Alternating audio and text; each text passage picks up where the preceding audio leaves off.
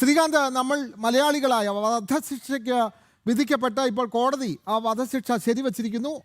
അങ്ങനെ വധശിക്ഷയിലേക്ക് കൊലക്കേറിലേക്ക് പോകുന്ന 3 മലയാളികളുടെ ചിത്രം നമ്മളിപ്പോൾ പ്രേക്ഷകരിലേക്ക് എത്തിക്കുന്നുണ്ട്. കോട്ടയം ഈരാറ്റുപേട്ട പീടിക്കൽ സ്വദേശി അബ്ദുൾ സിബിലി, സഹോദരൻ ഷാദുലി, മലപ്പുറം കൊണ്ടോട്ടി സ്വദേശി ET ഷറഫുദ്ദീൻ എന്നിവരടക്കം 38 പേരാണ് ഈ കേസിൽ വധശിക്ഷയ്ക്ക് വിധിക്കപ്പെട്ടത്. ഇതിൽ 3 പേർ മലയാളികൾ ഉണ്ട്. ജീവപര്യന്തം വിധിക്കപ്പെട്ടവരിൽ, തടവ് ശിക്ഷ വിധിക്കപ്പെട്ടവരിലും മലയാളികളുണ്ട്. അപ്പോൾ ഈ മലയാളികളുടെ ചിത്രം നമ്മൾ പ്രേക്ഷകരിലേക്ക് എത്തിക്കുന്നുണ്ട്. നേരത്തെ ശ്രീകാന്ത് പറഞ്ഞതുപോലെ മറ്റു മാധ്യമങ്ങളൊക്കെ മറച്ചു വെക്കുന്ന വാർത്തയാണ് നമ്മൾ വളരെ ബ്രേക്കിംഗ് ആയി തന്നെ പ്രേക്ഷകരിലേക്ക് എത്തിക്കുകയാണ്. ഇപ്പോൾ കോടതി വധശിക്ഷ ശരിവച്ചതോടുകൂടി ഇനി അടുത്ത നടപടിക്രമം എന്താണ്, ഇനിയും ഇവരുടെ തുടർ നിയമ നടപടികൾ ഏതെല്ലാം ഘട്ടത്തിലേക്ക് നീങ്ങും എന്നുള്ള കാര്യങ്ങൾ കൂടി പറയാൻ കഴിയുമോ ശ്രീകാന്ത്?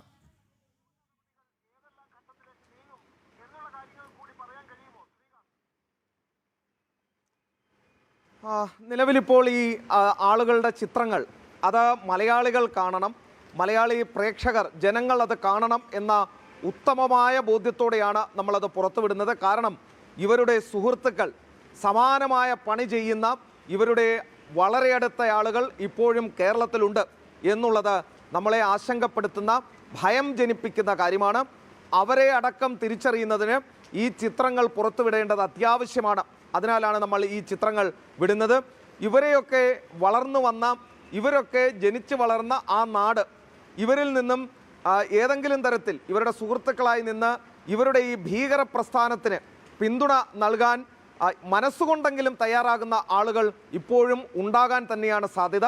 ഇവർക്ക് ഉണ്ടായിട്ടുള്ള ഈ വിധി, വധശിക്ഷ, അത് അവരെ ഭയപ്പെടുത്തുകയോ അവരെ ഇത്തരം ചെയ്തികളിൽ നിന്നും പിന്തിരിയാൻ പ്രേരിപ്പിക്കുകയോ ചെയ്യുക എന്നതുകൂടിയാണ് ഈ വാർത്തയുടെ ലക്ഷ്യം. മറ്റൊരു മാധ്യമവും മറ്റൊരു രാഷ്ട്രീയക്കാരും ഈ വിഷയത്തെക്കുറിച്ച് സംസാരിക്കില്ല എന്ന പൂർണ്ണമായ ബോധ്യത്തോടെയാണ് ജനം TV ഈ വാർത്ത ചർച്ചയ്ക്കായി എടുത്തിരിക്കുന്നത്. എടുത്തു പറയേണ്ട ഒരു കാര്യം, ഇതാണ് റിയൽ കേരള സ്റ്റോറി എന്നുള്ളതാണ്. നിങ്ങൾ എത്ര വൈറ്റ് വാഷ് ചെയ്താലും, എത്ര തന്നെ വെള്ളപൂശാൻ ശ്രമിച്ചാലും, എത്ര തന്നെ വർഗീയത ആരോപണം ഉന്നയിക്കാൻ ശ്രമിച്ചാലും മനസ്സിലാക്കേണ്ട കാര്യം, പിടഞ്ഞു വീണ് മരിച്ച 56 ജീവനുകളാണ്. 246 പേരാണ് ജീവച്ഛവങ്ങളായി ആശുപത്രിയിൽ പ്രവേശിക്കപ്പെട്ടത്. അതിൻ്റെ ബുദ്ധിമുട്ട്, അതിൻ്റെ ദുരിതം ഇപ്പോഴും പേറി ജീവിക്കുന്ന 100 കണക്കിന് ആളുകൾ ഉണ്ട്.